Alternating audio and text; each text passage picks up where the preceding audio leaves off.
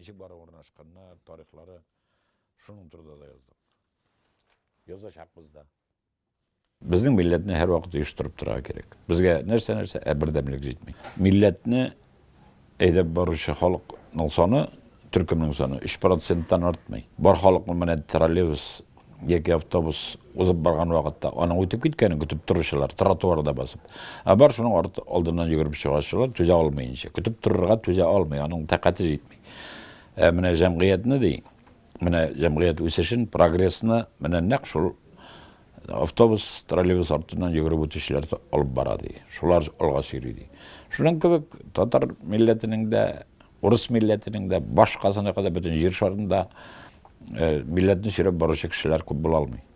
Шуңа менә шушы зиялылар үрнәгендә халыкны үз артыннан әйдәп бару өчен бу газета кирәк. Әле безнең милләтне агарту өчен, күзен ачыр өчен бер мәдәни җомга гына җитми, әйттем инде. Әле 100 мәдәни җомганы бастырып таратсаң да, һәм һәр гаиләдә мәҗбүри укытып чыксаң да, бик ярап торыр.